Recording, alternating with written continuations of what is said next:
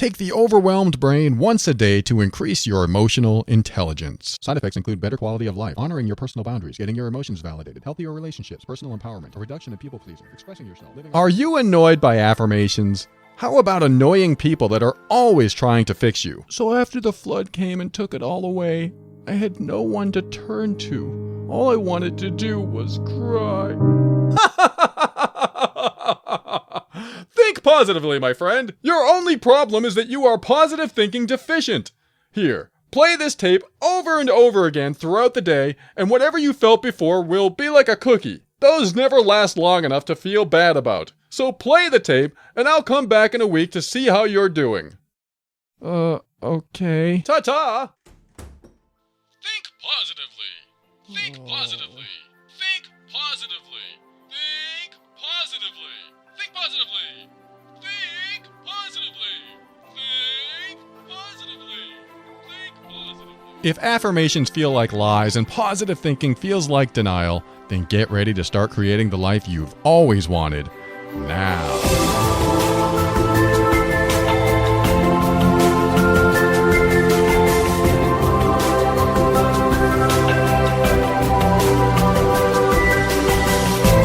Hello, this is Paul Coliani, personal empowerment coach and host of The Overwhelmed Brain. And this is the personal growth show for the critical thinker. On every episode, we'll talk about practical, down-to-earth steps to help you improve your mood and keep you sane in this powerful journey we call life. I want to help you bridge the gap between your emotions and reason, causing you to discover why you do the things you do and what you can do to reach higher levels of happiness and lower levels of stress and overwhelm. And if you're here to learn more common sense tips for improving your life, then pull out your 8-track tapes, because this is the modern age. And this is a modern show. And we don't teach common sense around here. This is the place for uncommon sense. And that's why I'm going to help you learn, heal, grow, and evolve. And if you don't know what an 8-track is, then you can definitely tell how old I am.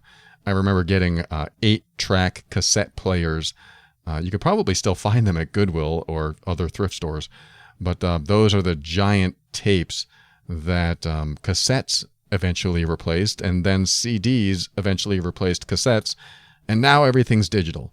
Now I can come on the air and you can stream it through your phone or your tablet or your computer, and everything is just fast in the world. In one sense, it's cool as ever. It's really nice. It's convenient to have this technology.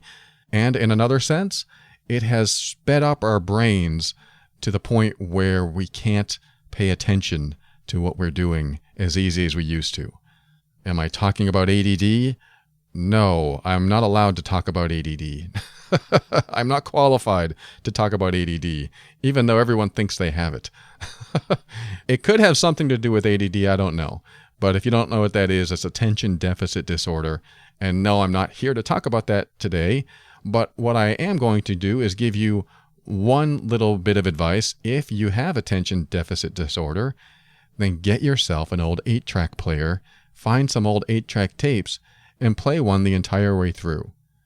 Because if you can do that, maybe it'll cure. Maybe it'll cure that ADD. Again, I'm not qualified to talk about ADD, so I'm not going to talk about that. But some future episode, maybe we will. Maybe I'll do it in a group coaching session in the patron program. But here and now, I want to talk about something completely different. Who knows? Everything's relative anyway. What I'm going to talk about right now is strength in vulnerability. I don't know if I've talked about this on this show too deeply. I have so many channels that I share things on, like the blog and in my book. I'm just finishing writing this book that you've probably heard me talk about before. I talk about a lot of other stuff in the patron program, but strength in vulnerability has come up several times with several of my coaching clients quite recently. And it's really important in how you build emotional strength in you. I used to call myself an emotional core strength training coach. But I've since dropped that for personal empowerment, which pretty much covers that. But the idea is to strengthen your emotional core. And how do you do that? Well, imagine you have this emotional core inside you. And this emotional core contains all your fear and all your shame and all your guilt, unhappiness and embarrassments and other things that you really don't want to feel. But it also contains happiness and joy and peace and love and all the stuff that you do want to feel. So you have this core inside of you that has a function. It stores your emotions. This is kind of out there thinking, but let's just do this visually or symbolically, however you want to picture it, because it's hard to picture emotions inside of us. We feel them, but how do you picture emotions? You can picture things that make you feel emotional, but it's hard to picture emotions. So that's why I like to come up with a picture of an emotional core. And if you can't visualize it, just go along with me. You'll be able to follow along. So we have this emotional core that has all these emotions in them. And we're born with pretty much no defensive walls around that core. And then we get yelled at for the first time, or our hand gets smacked, or our butt gets smacked, or we get abused, we get neglected, we're put into some sort of trauma in our childhood. And suddenly we're building both survival mechanisms and defensive walls. So they go hand in hand, because what happens is the first time we get smacked, we think, ouch, that hurt. What was that about? And then the next time we get smacked, we go, ouch, I got smacked again. What was that about? And then the third time, we start putting the pieces together and we go, oh, so every time I play near the AC outlets, I get smacked. I guess I'll stay away from the AC outlets. So we put these things together when we're young, and we learn how our caretakers want us to behave. We put the action and the reaction together, a stimulus response, basically. So our action, our behavior, is playing near something dangerous, an AC outlet. And the reaction from our caretakers is a smack on the hand or a smack on the butt, or we get yelled at, something to put fear in us, something to make us feel pain. And we react by going, whoa, I don't like that. So now I have a defensive wall up. And that defensive wall helps me to stay away from danger and also helps me understand what's, quote, bad in my life. It's bad to play near those outlets. And if you're listening and you're really young, yes, it's bad to play near those outlets.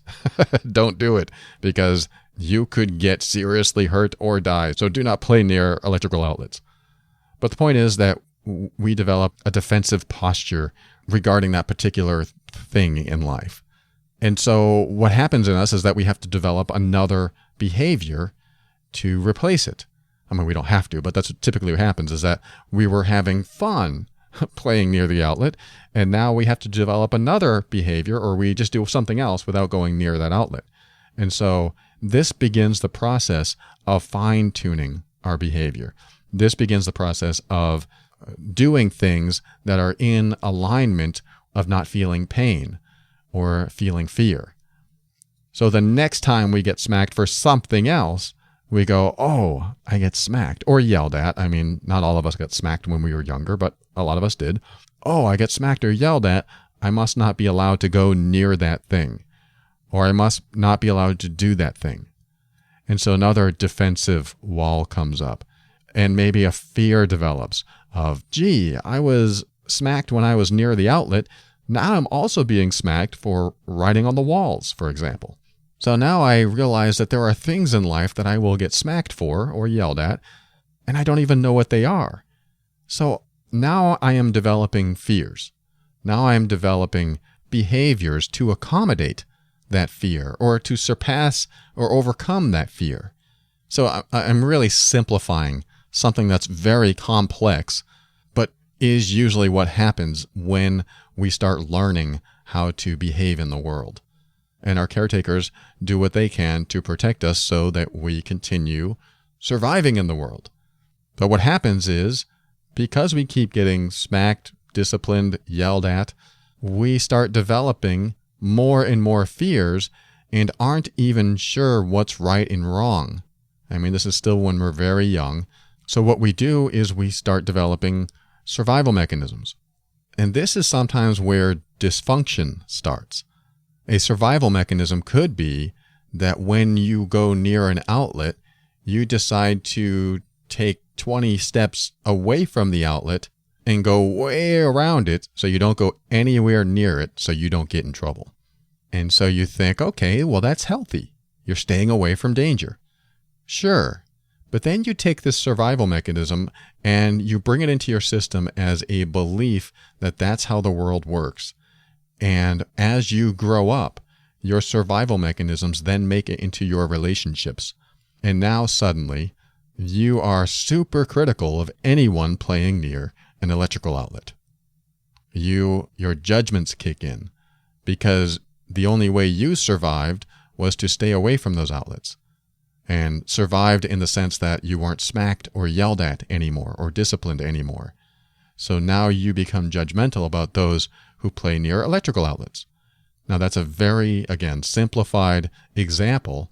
And for the most part, we grow up and we realize what electrical outlets do and what use they have, and we get used to using them.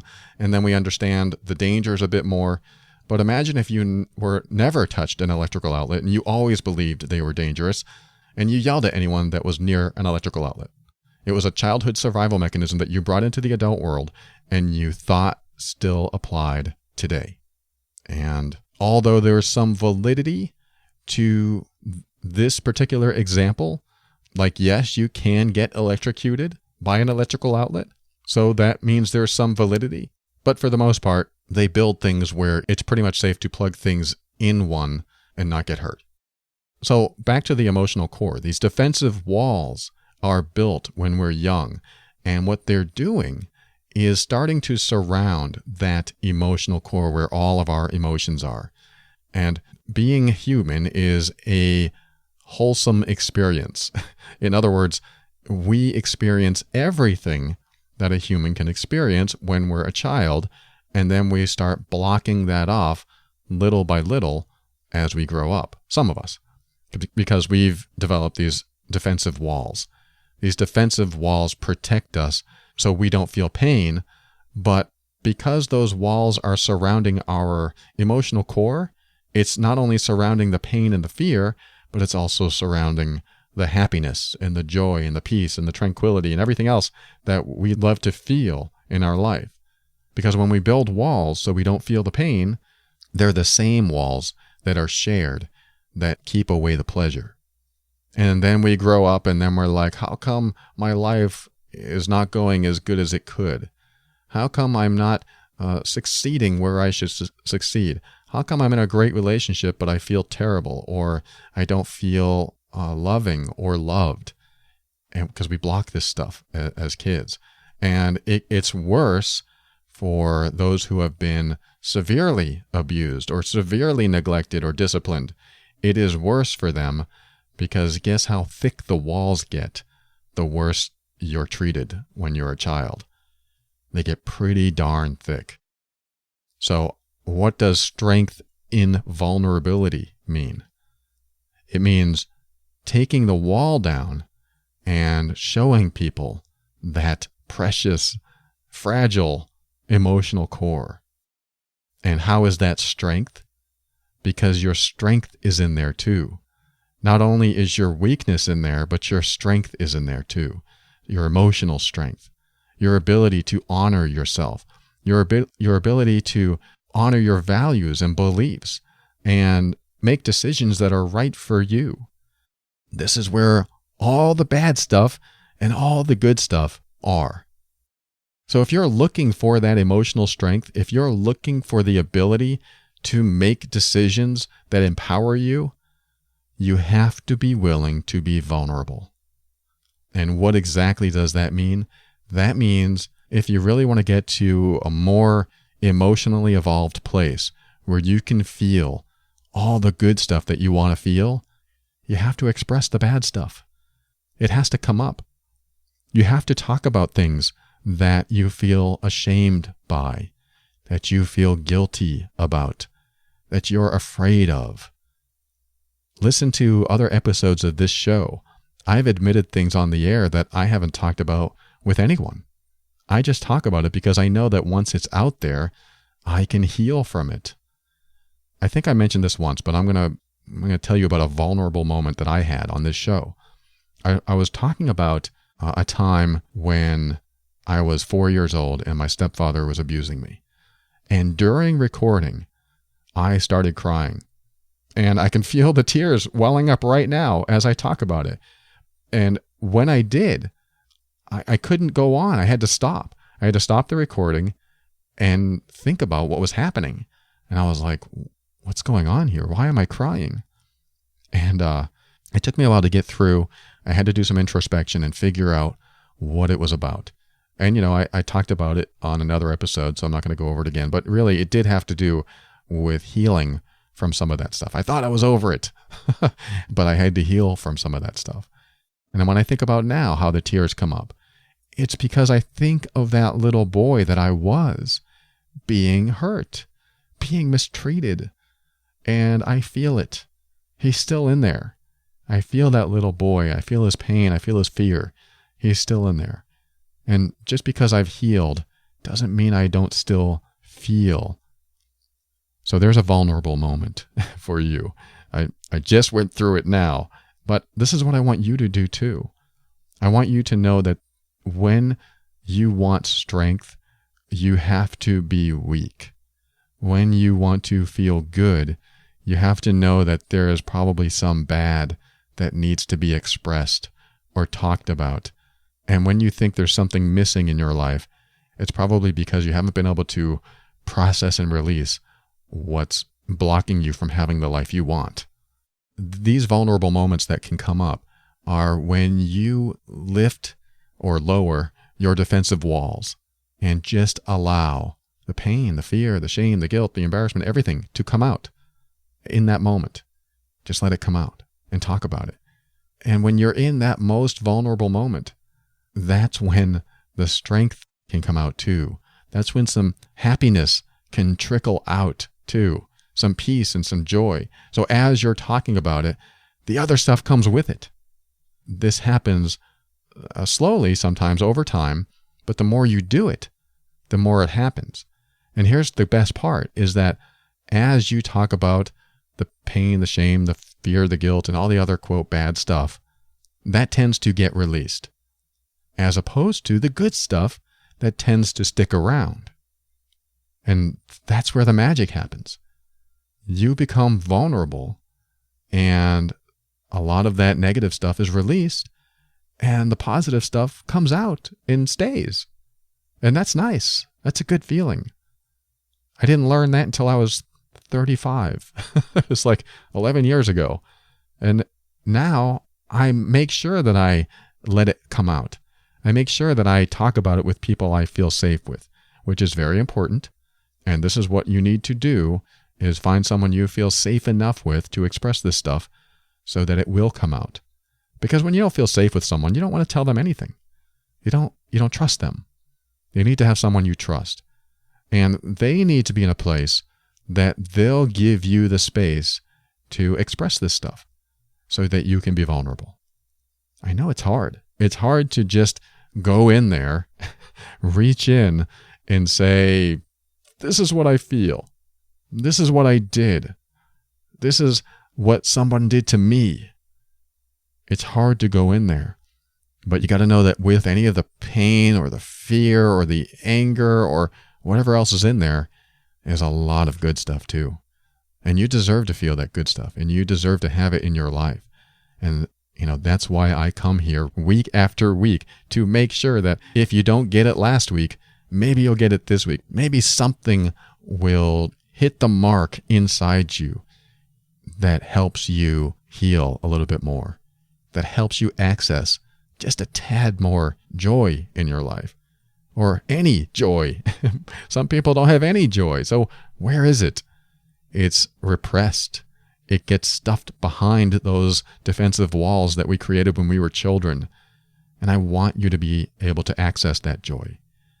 Like I said, I know it's hard. I know it's a huge challenge, but sometimes you have to take a leap of faith and just do it. And some people might say, I don't want to express this stuff. I'm afraid.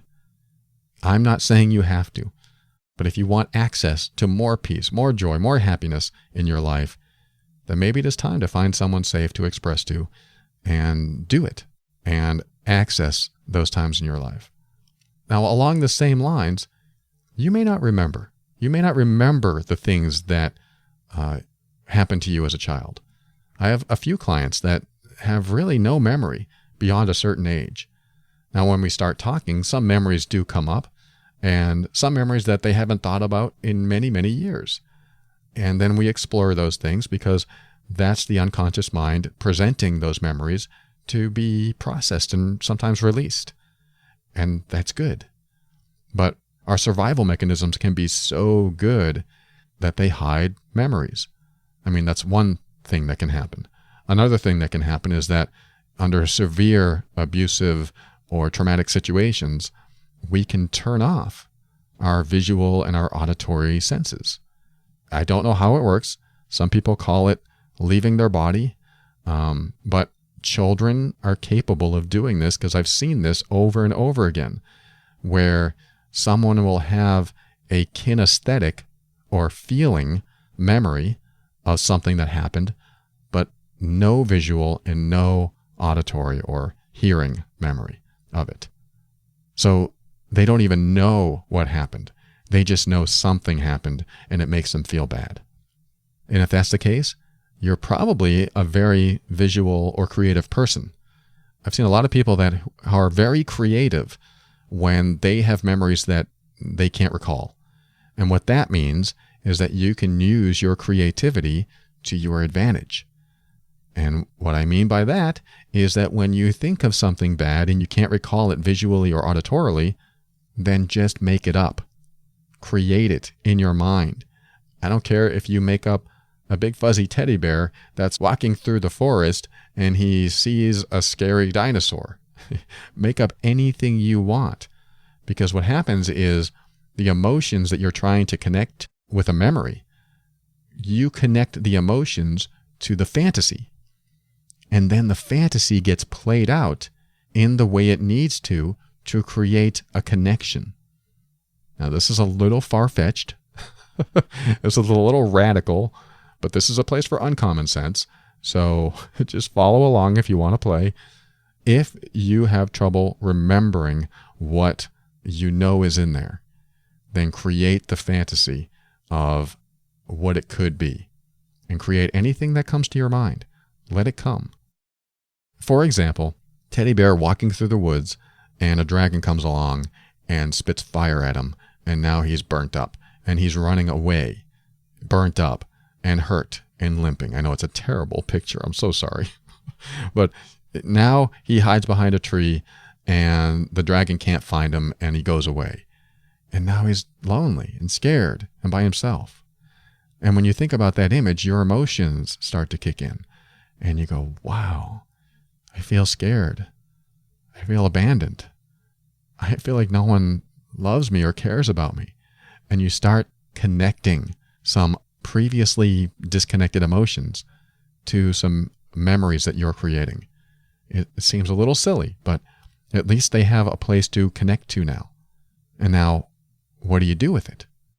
Now, what you can do is replay the scene, except this time, the teddy bear pulls out his bow and arrow and starts launching arrows at the dragon, which surprises the dragon. And the dragon tries to fly around avoiding the arrows, and the teddy bear is climbing trees and then jumping on vines and swinging from tree to tree and shooting arrows at the same time while he's in midair until the dragon goes down or flies away forever. You can use fantasy, you can use story, you can use anything you want in your own mind if it works for you. It doesn't matter. And even if you do remember everything, you can do this same thing, either with a fantasy or with a real memory. You can do the same thing. That's one of the things I've taught before, is that you remember some traumatic moment in your past the way it was, but this time change something. This time change people's heads to donkeys' heads. And imagine them all talking like donkeys. Oh, hey, I'm a donkey. Hee-haw. And change the scene the way you want to remember it. Again, it's a little silly, but why not make it silly so that the next time you remember it, it will be less painful. It'll be less impactful. And you'll see things a little differently. You're not denying it happened. You're just changing the emotional impact that it has on you. Because as you do this with other scenes in your life, it can help you get through some of the trauma in your life if you've had any, and some of the abuse maybe if you've had any. Again, I'm simplifying things. I'm not saying that this is the all-purpose fix-everything solution. It's just a tool. It's just a tool that you can use to help along your path to empowerment, because that's what I want for you. So remember that you have these walls that surround your emotional core, and that all the pain and the fear and the shame and the guilt and the embarrassment is mixed in with all the happiness and the joy and the peace. And in order to access all of it, because emotions are part of the human experience, everything is good. Everything is healthy. Everything is how we operate. And if we repress it, we are not operating well. We are not functioning well. We're being dysfunctional. And it's causing blockages in our system. So it's time to get these blocks out so that we can move forward and feel better. There is strength in being vulnerable, and the strength comes when you're vulnerable. Find a safe place, find a safe person, and if you can't, you may have to find a professional to talk to, or find a support group to talk to. I'm willing to bet that whatever you're dealing with, there's probably a support group for it. And of course, keep listening to this show, because my mission is to get you to a place where you can make empowering decisions.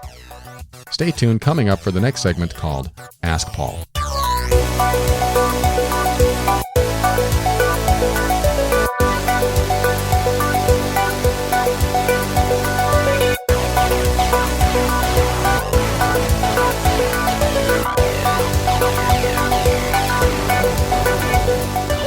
Welcome back. I want to let you know about a service that frankly gives you peace of mind.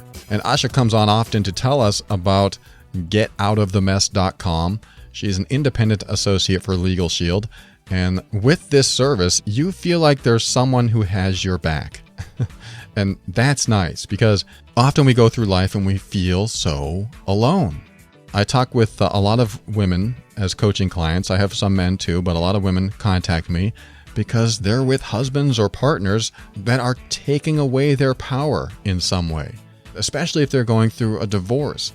You have no idea the kind of person that comes out of someone, how uncharacteristic someone can be when they are suddenly faced with a possibility of divorce or some other shocking thing. They will listen to attorneys and do things that you don't expect. And you yourself, if you are going through a divorce, you're going to do things that you don't expect too.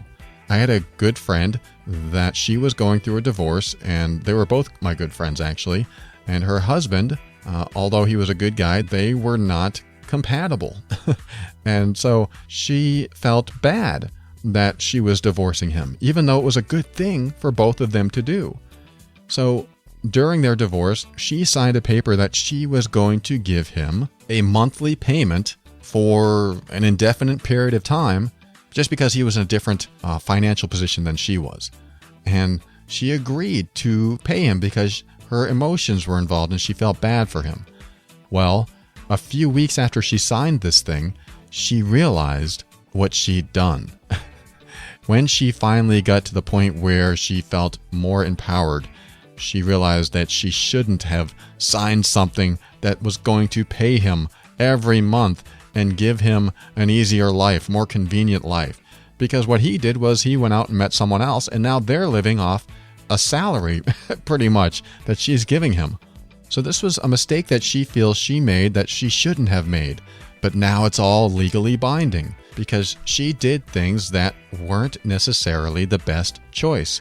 Had she gotten the right legal advice from someone who said, you may want to do this now, but wait a month. Wait a month or two before you sign anything, because right now your emotions are involved. But in a month or two, when you're no longer emotionally bonded to this person, you're going to feel a lot different. And that's why I love this service, because all you have to do is pay $20 a month, and suddenly you can just pick up the phone anytime and ask these kind of questions. Hey, I want to do this. What'll happen if I do this? And she didn't have that option at the time, and I don't know, she might still be paying. I'm not sure, but it was great for him. But now she has this bill that she pays every month to someone that she's not even connected with anymore, except the idea that she's writing him a check. Ouch. So that, or any other life event that you run into that you just need some real legal advice on from real attorneys that really want to help, then I highly recommend Legal Shield. Call Asha at 678-355-8777 or go to getoutofthemess.com and just sign up today. You know what? Try it out. You can call them as much as you want and ask any question you want. And you can also take advantage of their services, like they can create documents for you, they can read contracts for you, they can even make phone calls for you. Go to getoutofthemess.com or dial Asha today, 678-355-8777.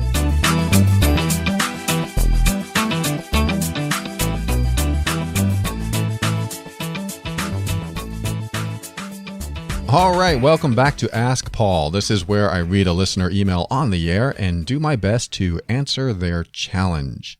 Well, maybe I shouldn't call it answering their challenge. I don't want to make it sound like they're challenging me.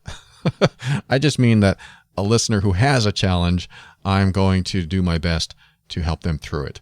I'm going to read 2 letters today because the subject of one of them I've discussed on the air before, but I have one additional perspective on it that I want to give to you, and I'm going to read that letter right now, and here it is. Hi, Paul. I've been listening to your show for a few months now. It's been really helpful, and I've appreciated every episode I've been able to listen to. I'm still about 6 months behind, though. So if you've already talked about this, can you point me to the episode? And if you answer it on the show, could you please respond with the episode name and or date?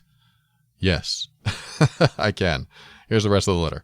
After years of me being unhappy and my husband being just fine, I stayed with a friend for a few weeks. Now we are on a 6-month, quote, probation, living together while I decide if I want to stay married or split. It's hard. I don't want to hurt him, but I'm trying to decide what is best for me.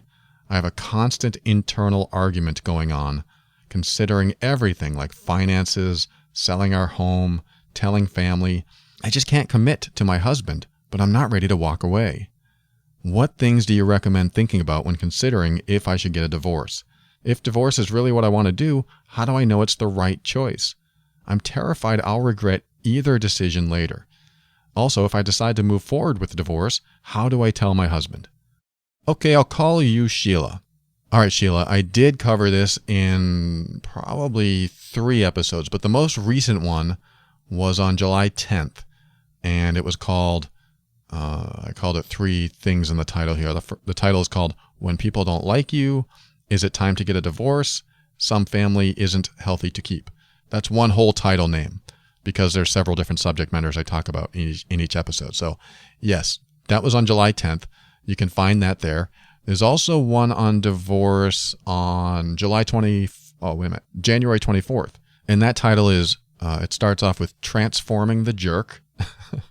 Ask Paul about waiting during a long-distance relationship and making a contingency plan in case of a breakup or divorce. So that was on January 24th, and there's one more, I think. There might be a couple more. But this last one I'm going to tell you about is September 27th of 2015. The others were 2016. This is 2015. The Long, Dirty Divorce episode. Enduring the emotional drain of a never-ending broken marriage. That sounds like fun, I'm sure. Okay, so let me answer your question. I hope that helps you with that. Yes, technically I did cover this topic on the most recent one, but I want to address a couple things. One of the things that you said was, how do I know if it's the right time or the right decision to get a divorce? And reading your letter, I didn't see anything about, I love him. I didn't see anything about, I adore him. I want to be with him. The only things that you wrote about were about selling the house and your finances and telling family. and you said, I can't commit to my husband, but I'm not ready to walk away. Well, it sounds like you're not really committed to your husband at all. It sounds like you're committed to a way of life that your husband just happens to be there included in, or whatever. Your husband just happens to be in that mix. So let me ask you this. If you had all of this, and I asked this question on another episode, but I'm going to ask you here just for you. If you had everything you wanted, finances, the house, or you didn't have to move, or if family knew about it and everyone was okay with it, and your husband left tomorrow and said, hey, no hard feelings, I think this is best for both of us. How does that feel inside? Now, I have no idea how you felt, but I can only guess how you felt. I won't make any assumptions, but that's usually the right answer. The way you felt when your husband wasn't in the picture, if you felt like, wow, I would totally miss him, I love that guy, and I'm sure we could work it out, then maybe divorce isn't right for you. But if you felt like, wow, I'm so relieved he's not going to be in my life anymore, then the only reason you're staying married is because of all this other stuff. And so my question is to you, are you happy less often than you're not? Because if you're happy less often than you're not, then you can have everything in the world, a house to live in, all the money you need, and all the friends and family to support you. But if your husband still causes you to feel any angst or unhappiness, then that will always be there. As long as he is in your life, that will always be there. So I get into it in a bit more depth in the other episodes that I mentioned, so definitely tune into those. Now, I want to address a different perception that I don't think I covered in the other episodes, and it's this. Typically, we want to leave someone because they do behavior we don't like or we don't agree with. They say things that we don't agree with. They are behaving in a way that's not supportive to us. It feels like we're not loved or respected, or a number of other things that we feel that they're not doing to support the relationship, support us, love and nurture us, want us to be happy, support us, honoring ourselves. There's a lot of things that they may not be doing that we want them to do. And often it's because of something that they need to work through to either heal and grow through in themselves. Because healthy people want you to be healthy. Unhealthy people aren't necessarily capable of wanting you to be healthy. Functional people want you to be happy and functional. Dysfunctional people may not be capable of helping you be happy, supporting you, nurturing you, which means they probably have something to heal in themselves. They probably have something they need to do to get better in some way. They may not be a bad person, or maybe they are. They're not broken. I don't think anyone's broken, but we all have somewhere to improve in our life. And sometimes we need to improve in a way that benefits both us and our partner. So my perception on this is that when you're in a relationship where your partner has something to heal in themselves so that they can bring the best version of themselves into the relationship, if they are not self-empowered to do that on their own, in other words, if you have to force them or control them or convince them or give them an ultimatum saying that if you don't do it, I'm leaving, if it has to be that way, then the relationship probably won't work. If they're self-empowered and go, oh my God, I realize what I've been doing and I can't believe I've been doing this, I'm going to go get help tomorrow. If they do that, there's a chance. Because it's self-empowered, and self-empowered decisions stick. They come from a place of wanting to heal. They come from a place of, how can I evolve myself? How can I get better? Not because I want you to be happier, but because I want me to be happier. They do it for themselves. When you have a partner, a spouse, a boyfriend or a girlfriend that wants to get better because they want to get better, not for you, but for them, that's encouraging. Because now they're doing things for them that will get them to a more for lack of a better term, functional place. Get them to a more healing place. Because when they bring a better version of themselves to the table, now you see a different them. You see that they are no longer the same person, giving you maybe some hope that things can be different. This rarely happens. I thought I was doing this in my marriage. I realized, oh my God, I have all these judgment issues, and what am I doing? I need to heal myself. But I still judged. But I always said I was working on it, and I would read books, but I still judged. But I never took the time to actually find a professional and do things for myself, because there was a part of me that secretly believed that I was still right. And as long as that stays in there, as long as they believe nothing's wrong, like you said in your letter, he doesn't believe anything's wrong. As long as the attitude exists and he doesn't have some sort of epiphany or an enlightening moment on his own without being convinced that he needs to get help, then it will likely stay there. And I think it's healthy to adopt a belief system that he will never change. For you to be healthy, you need to adopt a belief system that he will never change. That way you can make decisions knowing how it is today will be the way it is forever. So that's what I want to give you. I want you to listen to those episodes and realize that unless he becomes self-empowered and makes decisions on his own, and he never says, I'm doing this for you, because that's important. You don't want people to say that. You don't want people to say, I'm going to change for you. I'm going to fix myself for you. I'm going to heal for you. When that happens, that is a big red flag. You don't want people doing things for you. You want them doing things for themselves. So there's my advice to you. I wish you the best, Sheila, and I hope everything goes well. Thank you for writing. Thank you for sharing this. I appreciate you. Let's go into our next letter after this.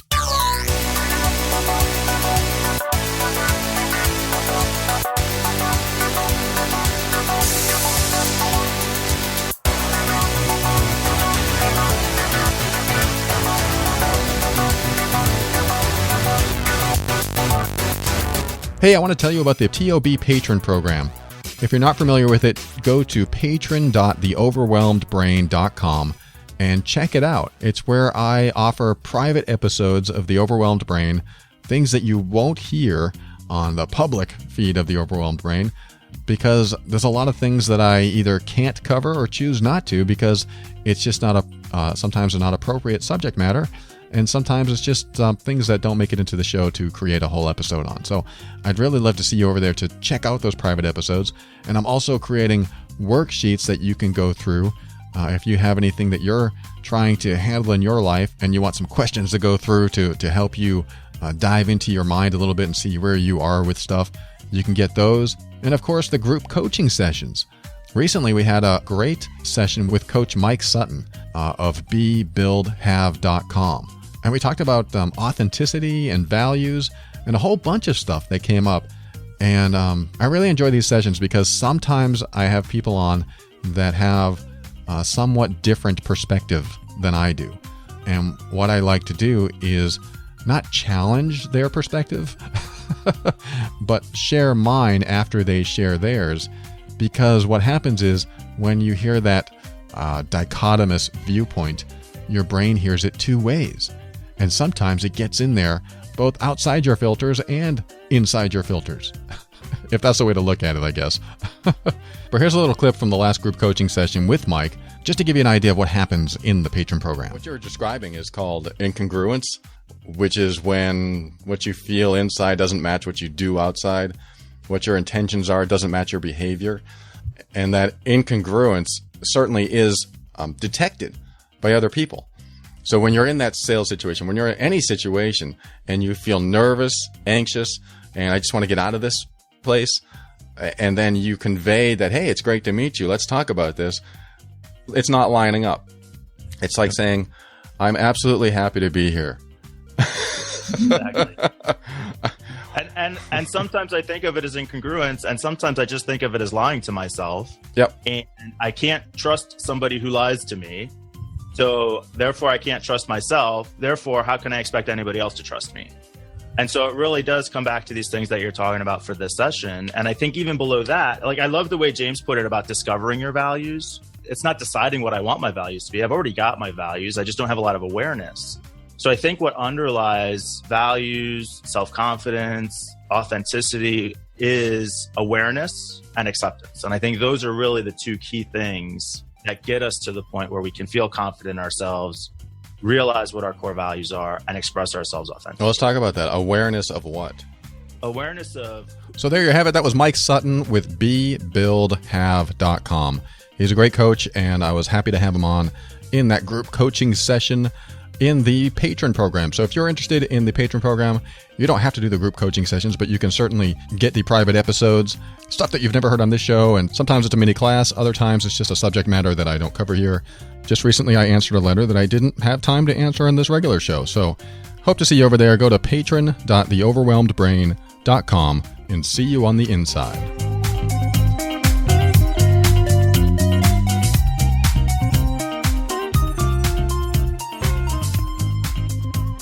All right, we have time for one more Ask Paul segment, and I received this letter a couple months back, and I'm finally getting to it. I apologize for the delay. I hope that the subjects that I've covered up till this point have helped this person who wrote this letter, because what he's asking about is a lot of stuff that I cover typically anyway. But I want to read this letter and give you my insights and opinions, and we'll see how this can help him through the challenge he's going through. He says, "Hi, Paul. I subscribed to your podcast about a week ago, and I must admit that I am hooked. I sought it out due to where I am in life. I am 24 years old, and my life currently seems directionless. I do a great job where I work. However, I'm not satisfied or excited with what I do, which is rather frustrating because this is what I was supposed to like. I have a degree in what I'm doing and was essentially trained to work where I am. I loved the classes I took in college, and I thought that a career in this particular area would be fruitful and exciting." Now, I'm not saying where he works or what he does just to keep his privacy. And then he goes on, "In the end, it hasn't been everything it was cut out to be, and I'm back on this directionless path that I was on before I went to college. To make matters worse, my girlfriend recently broke up with me, not by anything that I did, but because she was still in love with her ex-boyfriend. I'm the kind of person who has always had a girlfriend of some sort. I'm unhappy, self-loathing, and critical of myself when I'm single. It feels as if the only way I'll be happy is if I'm with someone who cares about me. Now, I know with that attitude, I'm clearly not ready to date again, to let someone in my life. But it's almost as if the happiest I've ever been in my life is when I've been with a woman I care about. When I don't have it, I crave it. I know I can be a happier person. I know that I can put myself first before someone else, and I don't need intimacy to be happy, yet until I make a change, I'm going to be stuck and anxiety-stricken and depressed. My issue is, how do I accomplish this? You talk about personal healing so often on the show, but the process of finding that healing is what's daunting. It's easy to admit that I need, A, to learn to love myself, and B, find a passion. But how does one do that? Perhaps you've already talked about this on another episode, and I just haven't gotten to that one, but for now I'm still a lost young adult with a lackluster job, low self-esteem, and not the slightest clue about what makes me tick. I'm sure this is more of a personal coaching issue, but I figured I'd email you first because I don't know if I can afford coaching right now. I wish you the best, and I do hope you have time to read this over. Sincerely, how about Bill? I haven't used Bill in a while. Well, Bill, thank you for writing. Thank you for sharing all that. As a former 24-year-old, I know where you are. I've been there.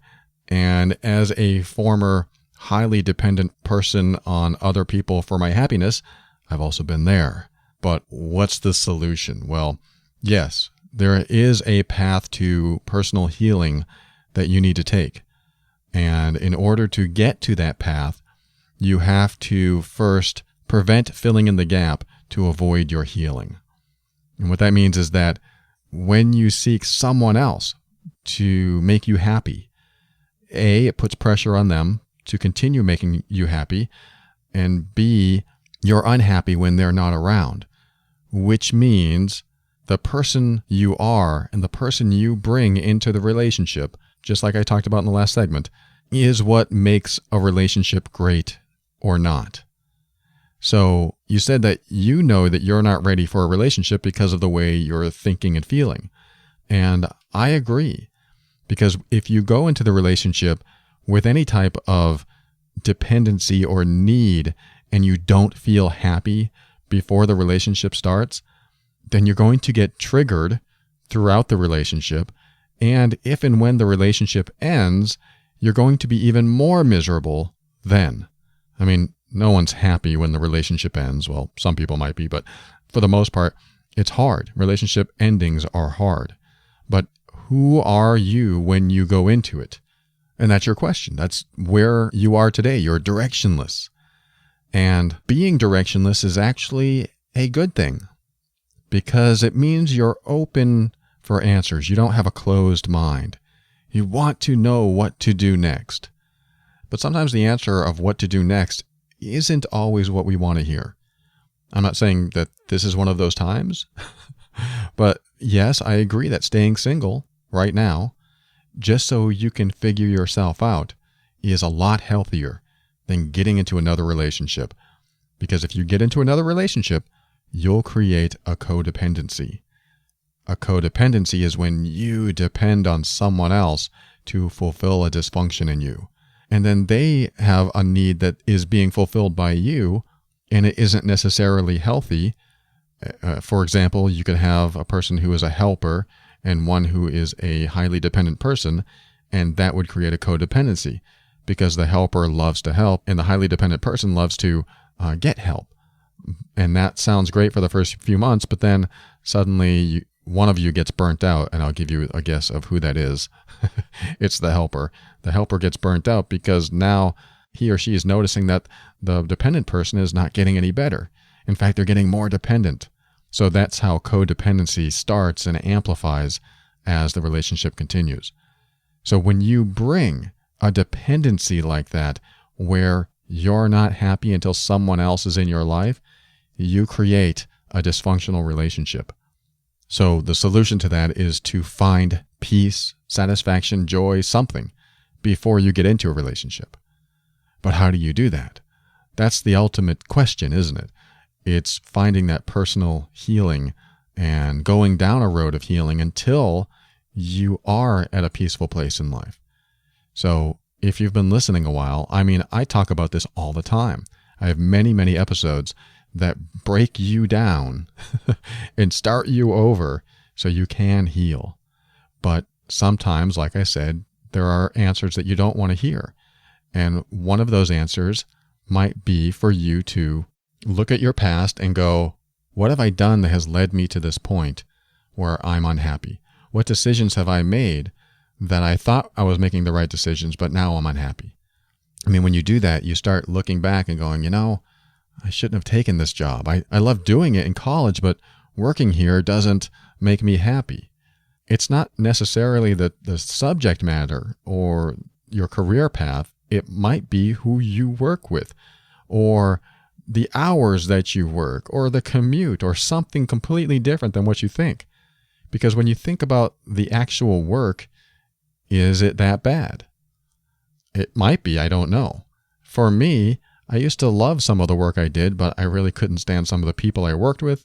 I really couldn't stand waking up early. I really couldn't stand commuting. There were a lot of things that I didn't like about it. So I generalized and said the whole job sucked. So it's possible that you don't like anything about it. It's possible that after you got out of college, you had a perception of life and life isn't meeting that perception or expectation.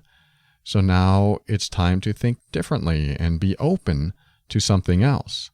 Now, if you feel like you need to stay in this career path because you chose it in college, then maybe that's a limited viewpoint. Now, let me explain. That doesn't mean you choose a whole nother career path.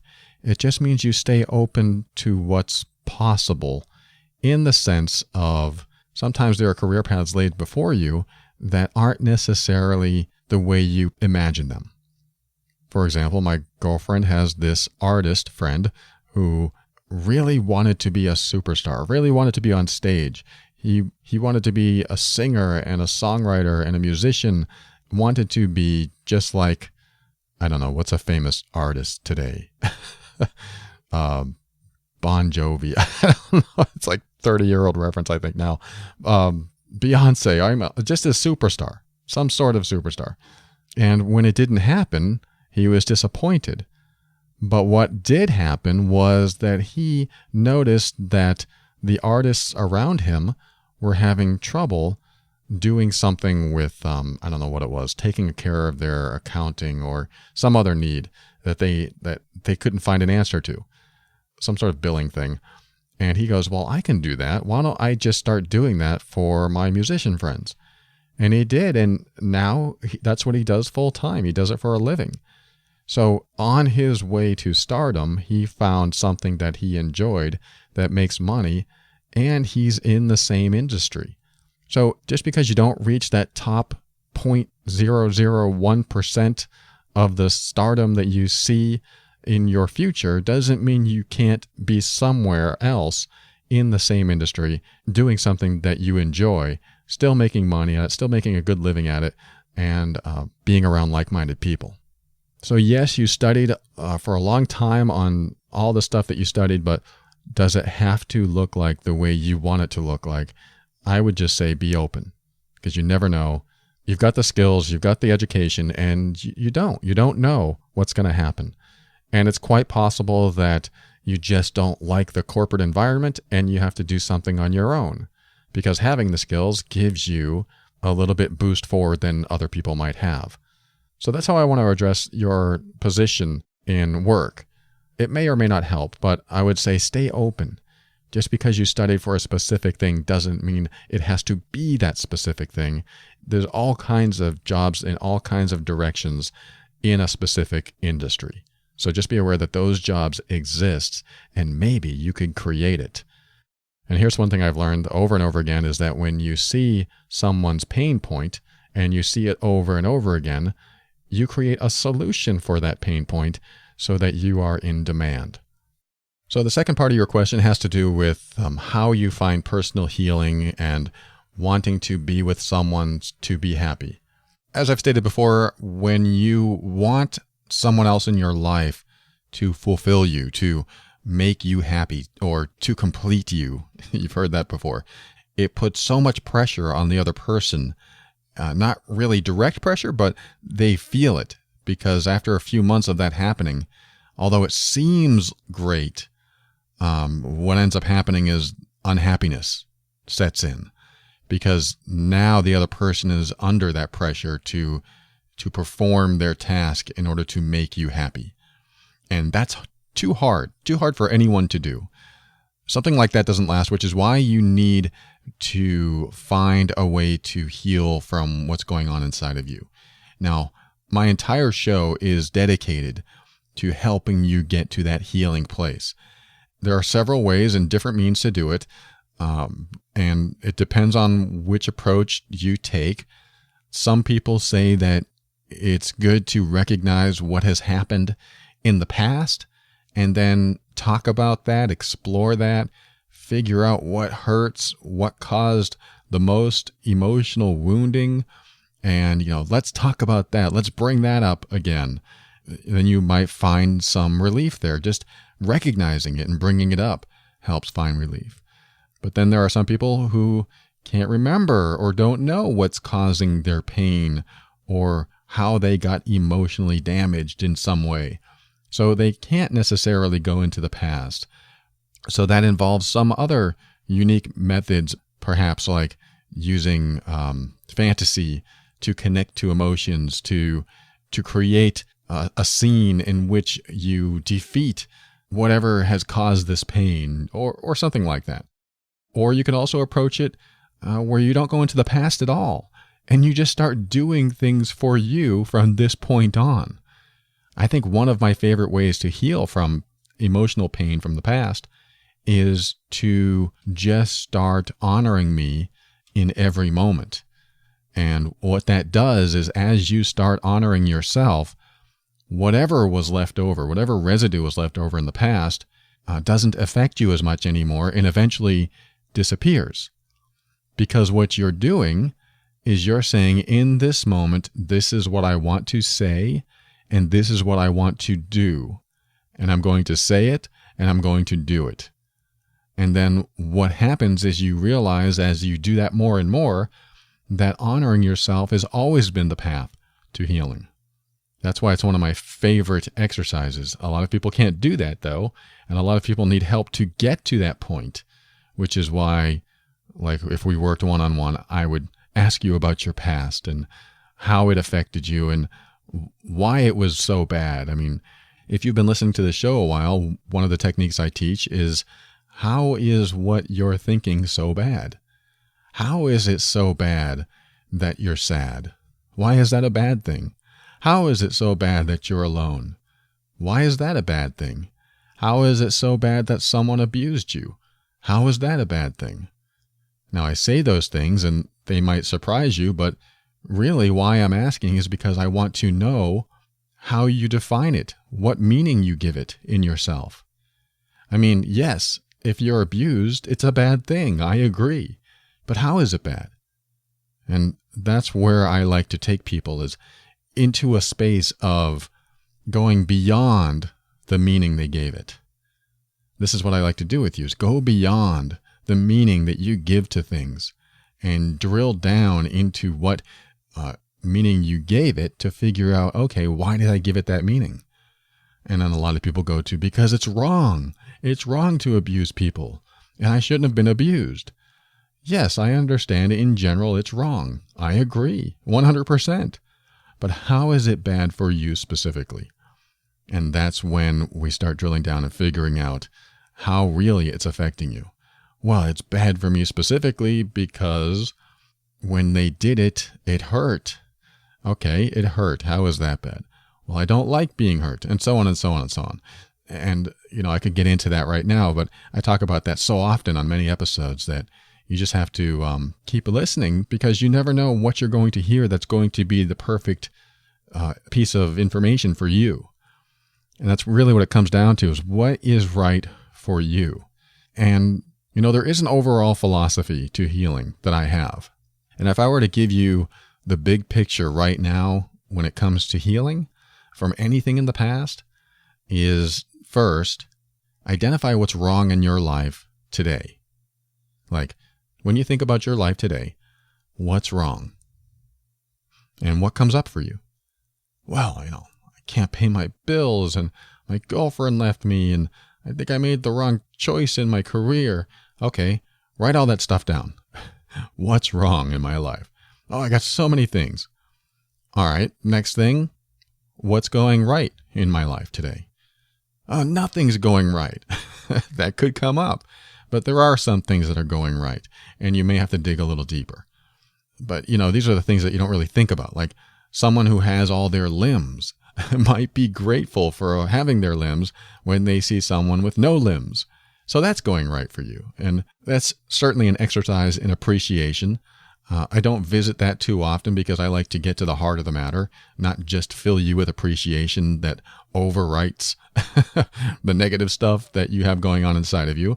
But it is helpful to have some sort of appreciation for what also is going right for you, or what has gone right. And then the next thing I like to find out is, how are you not honoring yourself today? Because you think about all the stuff that's wrong in your life. For example, someone yells at you at work and you go, yes, sir, yes, ma'am. And then you do your job, put your head down and just do your job like you always do. And then you feel bad about it because you really want to yell back or you want to say something. And how are you not honoring yourself in that moment? Because I tell you what, 90% of the time or more, when I talk with people, if they're in a bad space or a bad situation, it's because they're not honoring themselves. It's because they're not honoring a decision that they want to make, but choose not to. You can break down to almost everything in life to this, where you want to do something or say something, but you don't. And then the situation turns out bad, and then you are upset, or you repress anger, or something. You're holding back. Every time you hold back, you feel worse. That's one thing. And of course, there are situations that are out of your control that you don't have a say in. And sometimes you have to get out of those situations. And sometimes you can't. So here's another step in the healing process is acceptance. Accepting the things you cannot change. I think that's part of the 12 steps. Accepting things that you cannot change. I can't change this. I've tried, and there's nothing I can do. This person will never change. This situation will never change. Whatever's happening will not change. And what's great about that is once you accept it, it releases its grip on you. You stop resisting it. And when you stop resisting it, you don't add to the pressure or the pain that's already inside of you. And then, sometimes often, another solution presents itself. Because when you hold on to the resistance of something, it keeps you in a small box of knowledge. You think, I don't want this in my life. And that's where your thoughts are. And you think, how can I get this out of my life? Thinking that a solution will come. But you're so tightly wound in the resistance that very few solutions come. And you think, there's just no way out. And then you feel like you can't go anywhere, so very few solutions come. But as soon as you go, wow, this is never going to change, and it's always going to be this way. Oh, now you've let go. Now you have no choice but to let go and just allow yourself to be free of the resistance. And what that does is open your mind to different things that you didn't think before. It opens your mind to solutions. And you don't even have to think about the solutions because they just come. I need to dive into that more in another episode, but that's what happens, is that the solutions just come when you let it go. But you have to be fully willing to accept that it's not going to change. And when you finally accept that something's not going to change, it somehow changes. It's like when you resist, and then you have a breakdown and you just say, I don't care anymore. I don't care what happens to me. I don't care. And you let it all go. And you tell the universe, bring it on. I don't give a crap anymore. Bring it on. And then the universe says, oh, you don't give a crap anymore. Okay, we're done here. And then you're like, huh? Where'd you go? Or something really bad does happen, but you really don't care. And then it's gone. Almost every time I've had a breakdown like that, or reached a point of extreme apathy where I just don't care, then whatever I was resisting disappears. So to complete this big picture, I would say the final step in healing, and this goes along with honoring yourself, is stop focusing on the consequences of something that you want to honor in yourself. Because if you focus on what will happen instead of what you want, fear of what will happen will keep you stagnant, will keep you in your place, and there'll be nothing that you can do because that's where you'll stay. So I hope this helps. It's a really quick answer to a long, complicated question about how do I start this healing process? Where do I go for healing? In every episode, I talk about a different way to start the healing process, and I want you to keep listening. I want you to tune into the ones that make the most sense to you, and it'll happen. You're going to hear something that hits the mark and changes everything for you, and change can happen in an instant. I wish you the best. Thank you so much for writing, and I know you're going to be fine. You're only 24. You have an entire lifetime ahead of you, and everything that you think you know now will change. Almost everything that I knew at 24 changed. And I mean in a way where I thought I had the world down. I thought I knew it. And then at 30, everything changed. And then at 35, everything changed. And then at 40, everything changed. So what you believe you know now will change. And typically it happens for me every 5 years. I don't know if it happens like that for everyone, but I know that if you really want a tattoo today, in 5 years you might go, I shouldn't have gotten that tattoo. So be careful what you make permanent in your life today. And that includes everything, relationships, jobs. Nothing has to be permanent. Whenever you're, like the job that you're in doesn't have to be permanent. The relationship you're in or you're not in doesn't have to be permanent. Nothing has to be permanent. You can try, And you can live for today thinking that, hey, today we have what we have. Let's go for it. Let's make the best of it and enjoy what we have. And then tomorrow you don't have it anymore. It's going to happen. It's the ebb and flow and the roller coaster of life. That's why it's so important to be healthy within and do the healing on your own without the influence of a dysfunctional relationship or a dysfunctional person or toxic people in your life. Do the healing on your own, because that's where it's going to be most important for you to get beyond wherever you're at today. Thanks so much for tuning in. Until next time, we'll talk again. Stay tuned for the end of the show, and I'll be right back.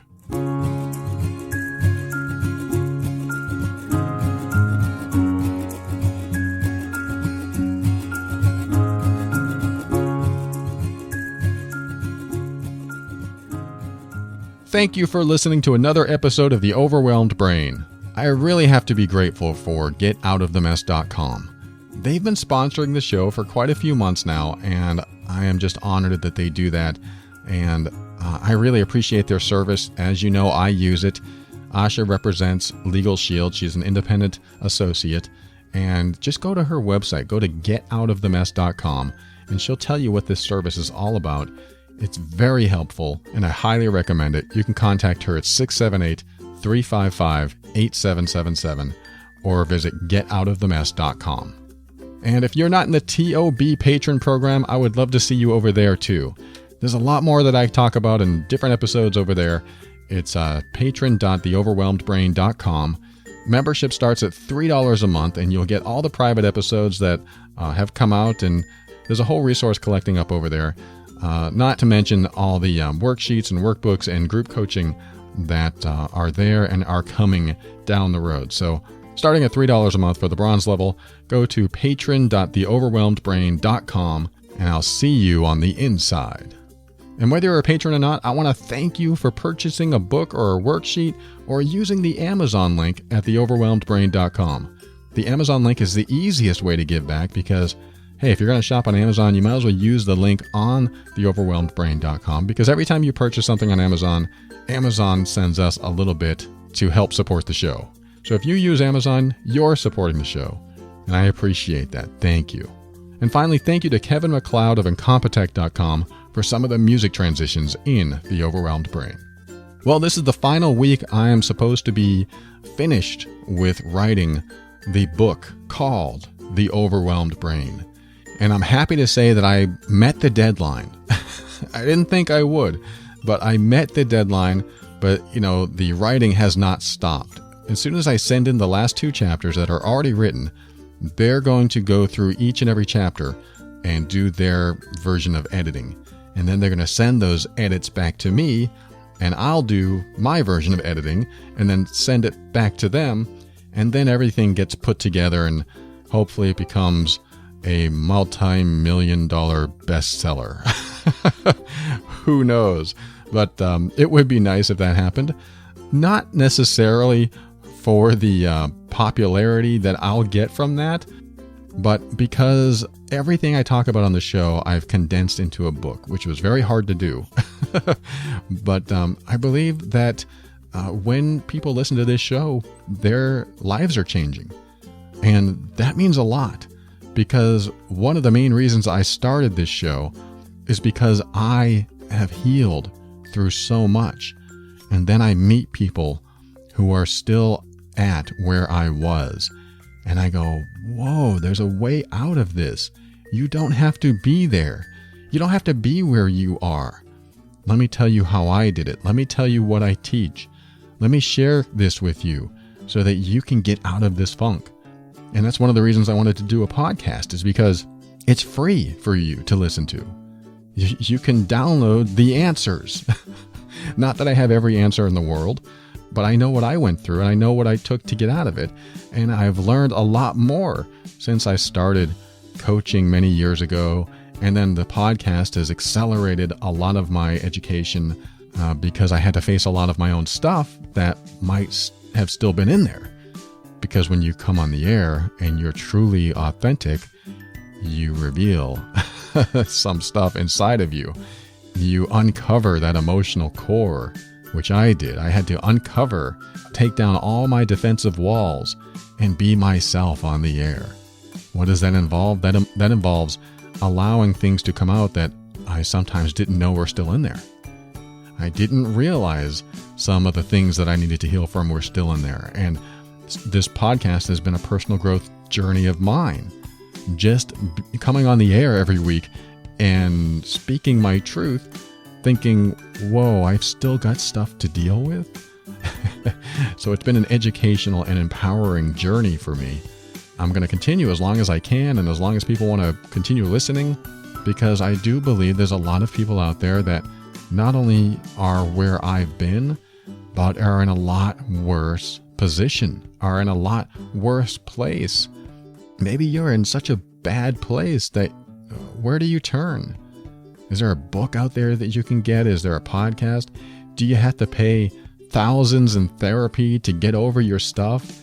I'm not saying you shouldn't, but I am saying that I don't like the idea that the answers aren't easily available. I want them to be easily available to you. I want you to have a path to healing, or at least a start, so you can get out of this stuff. I just received a message a few days ago from someone who said, I've been in a manipulative relationship for 5 years, and it's been so hard.